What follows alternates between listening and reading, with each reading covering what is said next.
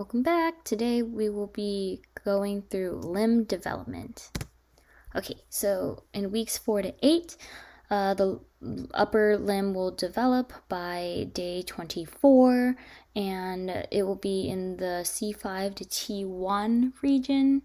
The lower limb will start to develop by day 28, and that's going to be in the L1 to L5 region. The signals will come from like the intermediate mesoderm, and it comes from the mesenchyme, and there is going to be a bud formation. So there's a mesenchymal core, and that's going to be covered by a cap of ectoderm, and then from there it will thicken into the apical ectodermal ridge, and right here is called the zone of proliferation, and then the zone of polarizing activity. So this will form like the thumb. Okay, so the AER will maintain outgrowth of the limb bud along the proximal distal axis. So it's going to be like it will be starting to grow like outwardly, yeah,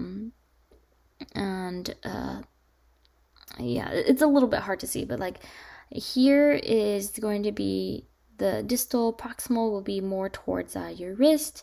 Dorsal is the dorsum of the hand. Ventral is going to be the palm. Posterior, I don't call it posterior. I learned it from the book, and they consider this to be caudal, and then the anterior is going to be referred to as cranial. So the stylopod, zygopod, and autopod will be formed, starting first with the stylopod, then the autopod last. The craniocaudal axis is going to be the thumb as the cranial, and then the pinky is going to be the caudal, and then the dorsal ventral ventral axis. I'm sorry, I can't even speak today. Hopefully I won't be flagged for this, but the dorsal ventral axis, the dorsum of the hand is going to be dorsal, and the palm or the sole of the foot is going to be ventral. The limbs will extend and rotate, so the upper limb will rotate laterally, so the elbows will face dorsally, and the lower limbs rotate medially, so the knees are going to be ventral, and that's just how our bodies develop. So we can be bipedal, actually. So weeks 5 through 7, on day 33, the upper limbs are going to be segmented. So the autopod and the zygopod and the stylopod are like they formed. And by day 33 to 38, the digital rays in the digital plate of the carpal region are formed, while the lower limbs have finally finished segmenting, and then the foot plate is starting to form. And by day 44, the notches in the digital plate start to form, and the elbow has formed, and then the toe rays have begun to form, but the rim hasn't notched quite yet. By day 44, the upper limb has started to flex at the elbow, and then the lower limb has started to rotate medially. The notches form due to apoptosis. So by week 8, the fingers have finally developed. They have the tactile pads, or like, our finger pads. And this is also how our fingerprints, this is actually when our fingerprints, the swirls and the whorls, have formed as well. And then our hands will meet in the midline, the legs lengthen, and then at the rim of the tarsal plate is finally notched. And then by day 56, all the limbs are developed, and then all of the digits also have the tactile pads. That's why our hands are more well developed than our toes, or our fingers are more well developed than our toes. It's just the way of evolution, why there's a little bit more time spent in developing the rays and forming the notches. And then WNT is an important signaling molecule, and that initiates the limb bud formation. And then TBX5 and FGF10 in the forelimb is going to promote the outgrowth. And Holt-Oram syndrome is going to be a problem with these signaling molecules, and that will form these kind of deformities like overly long fingers,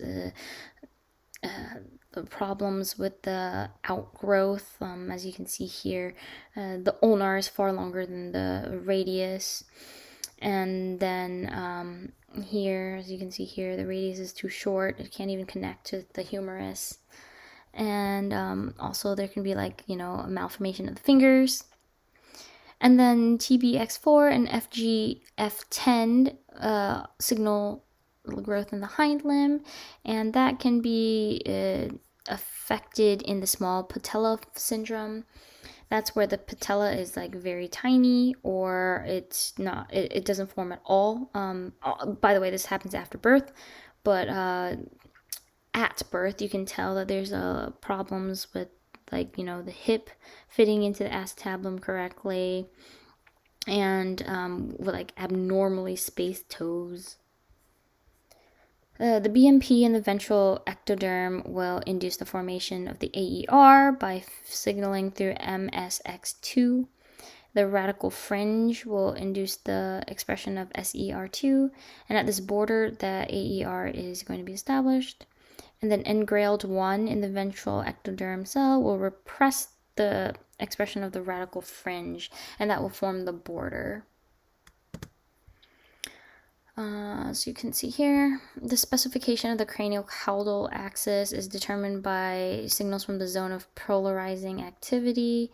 Here's the radical fringe up top, engrailed 1, and then the SER2. And here's the AER forms here. This will form like the apical thickening.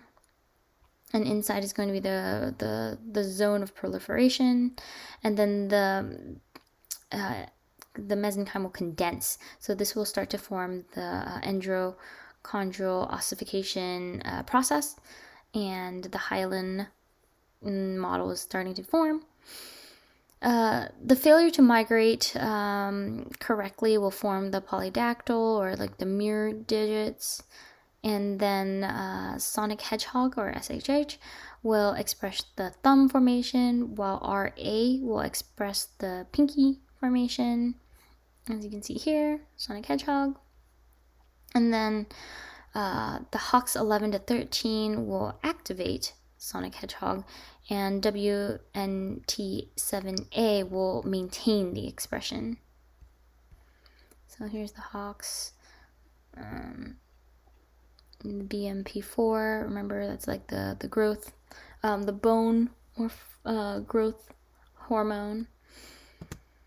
And then the dorsal ventral axis, the early regulation comes from the mesenchyme, and then it comes from the ectoderm later in formation.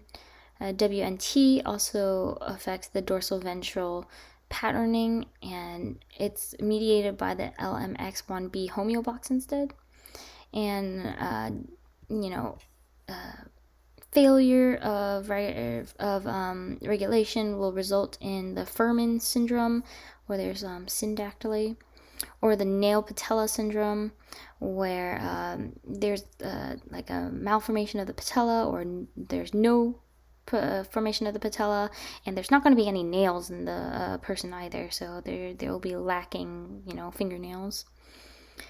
And the engrailed 1 will inhibit the WNT7A, so it stops dorsal ventral patterning to a certain extent, and the BMP will induce the engrailed 1 and the FGF8. So week 8, the mesenchyme will condense, and then the stylopod forms first, and then the autopod forms last. But early week 6, chondrification occurs in the upper limb, and then mid-6th week, chondrification occurs in the lower limb. And then by week 7, the phalanges of the hand will, chondrify, and then by week 8, the toes will start to chondrify, and then the scapula and ilium of the hip will chondrify by week 9. Ossification really occurs by weeks 7 to 12. That's when the primary endochondral ossification centers appear. By week 7, the clavicle, humerus, and radius and the ulna will ossify, and then by week 8, the femur and the tibia. Week 9, the scapula and the ilium. Weeks 10 to 14 are going to be like, the metacarpals, metatarsals, and the phalanges. By week 15, the ischium is going to ossify. Week 16, the calcaneus will. And lastly, by week 20, the pubis will. And then after birth, the vertebrae and a couple like carpals and tarsals and the sesamoid bones, such as the patella and a couple ones in the thumb, will also not really ossify until then. So usually they all finish ossifying by 2, except for the vertebra, which will finish ossifying by age 24, 25. Okay, so the ventral rami of this spinal nerves C5 through T1 will innervate the upper limb, and the L4 to S3 will really innervate the lower limb. And then the rotation of the limb buds will cause the innervation pattern to spiral. As you can see here, see the C, and then the T1, and then supposedly T2 as well form. And here's the posterior aspect of the leg, and that's why the dermatomes really form this way. It just comes from just development, how the buds will protrude. So reduction defects are usually mutations of WNT3, and it can be caused by thalidomide usage, which is an anti-nausea, anti-emetic drug. So ladies, before the FDA really came out with a lot of knowledge, and before there was a lot of testing, women would take this for morning sickness. And there's a certain age range or generation that their mothers really took it, and those patients were generally born in around the 40s, 50s. So nowadays older adults are more commonly seen with it. Nowadays, with the literature out, you don't really see this defect too much. Cocaine use will also affect the limb formation, and the critical period of the limbs, there are days 24 to 38. So if anything happens during those times, it can result in amelia, which is an absence of all the limbs, tetramelia, which is going to be a shortening of all 4 limbs, meromelia, hemiamelia, and phocoamelia. These are partial absences, and then phocoamelia is the abnormal rotation and the reduction of the limb. As you can see, the foot is all the way up here. Acheiropodia is going to be a deletion in the LIMBER1 gene, and that's going to be resulting in the absence of the hand and the feet, and that really was affecting the sonic hedgehog expression. Ectrodactyly ectodermal dysplasia is the cleft hands and feet, and a famous murderer known as Lobster Boy is the most famous man with this particular the defect. And he was a circus performer, I think, a freak show performer, and he really brought this condition to the forefront, and scientists and physicians later on learned that this is going to be an autosomal dominant inheritance pattern with an incomplete penetrance. He was famous because he had the the worst by far. Look here, like there's no like metacarpals at all. Here the penetrance is not too bad. Like this man still has his palms. Here there's the feet. It affects the TP73L signaling molecule and generally occurs during weeks 5 to 6. And it's usually accompanied by some facial cleft. Okay, so radial dysplasia is when the radius is partially or completely absent, and it's also called club hand, and the hand will deviate while the ulna bows. And it occurs because of the failure of the mesenchymal primordium to form the radius during week number 5. And the craniosynostosis radioplasia syndrome, also known as Baller-Gerald syndrome, is the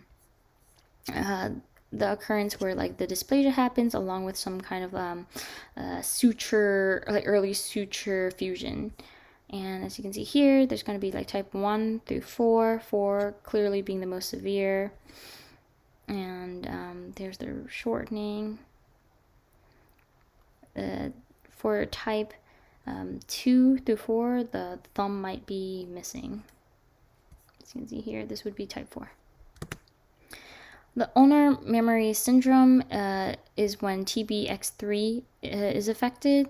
It's also autosomal dominant inheritant, and there's going to be some problems with regulating SHH as a result. And the caudal side of the limb is going to be affected, so the pinky side is going to be affected. And that can be like, abnormal pinky formation, or there's a mammary gland defect. But in general, this is more of an aesthetic problem. The child develops normally otherwise. Polydactyly, there can be extra digits anywhere, but usually there's going to be extra medial, so you'll have like 2 indexes or 2 middle fingers, and then like you can also have like extra like pinkies. Really, it's a autosomal dominant inheritance. And then triphalangeal thumb is rare, and that's also autosomal dominant. And it just means that you have an extra joint in your thumb, making it as long as the other fingers. As you can see here, this is the thumb. And in some of these patients, the thenar eminence doesn't form correctly, so opposition and reposition isn't possible. So there's a different types of dysplasia. Syndactyly can be cutaneous, where only the skin has an apoptosis, and this is easily correctable with some cosmetic surgery. And osseous, a little bit more problematic, but still somewhat fixable. That's when the bones have fused. And there can be type 1, where the 3rd and 4th fingers are fused. This is SD type 1. And the 2nd and 3rd toes will fuse. While syndactyly type 2 is when it's really caused by like NH2 terminal, which is a non-DNA binding part of HOXD13 is affected. And that's really shown in like Greg cephalopolysyndactyly. And that's characterized by the hypertelorism, the fusion of the skull and the macrocephaly, so the head's going to be abnormally large, and that's affected by the GLE3 signaling molecule. It's autosomal dominant inheritance. And brachydactyly, which means the abnormal shortening of a digit, is also autosomal dominant inherited. Those this particular dysplasia is not very serious. It's not really associated with anything more serious either. It's just, once again, a cosmetic issue. And then arachnodactyly, that's a little bit more concerning because it's usually associated with something serious like Marfan's or Ehlers-Danlos syndrome or the Loeys-Dietz syndrome, and then homocystinuria. As you can see here, this hand is very large with very long fingers in comparison to this person's hand. And this doesn't mean that the person is tall. Well, though it can be that they're tall, but like a normal person, like average height, but abnormally long fingers. And it also affects the toes, so the toes will be very long as well. So there's different types of shortening. Micromelia, which is where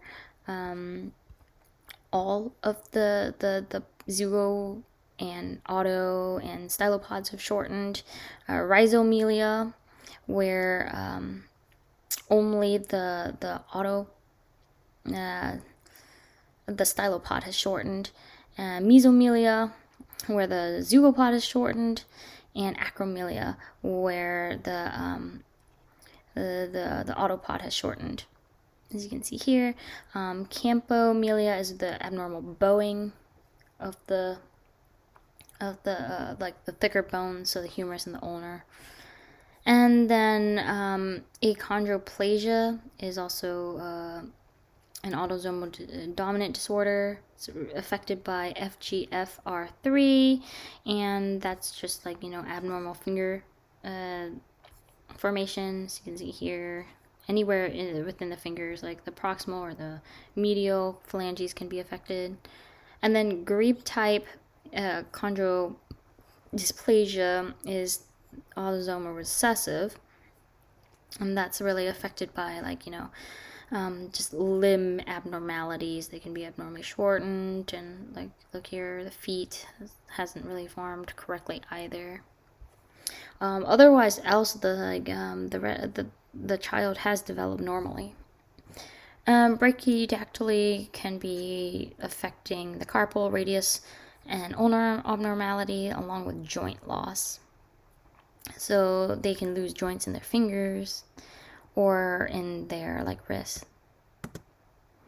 Okay, so hip dysplasia, congenital hip dysplasia occurs more in females, and the joint capsule is lax, allowing the acetabulum and the femur not to make a good connection, or the acetabulum and the femur head isn't very well developed.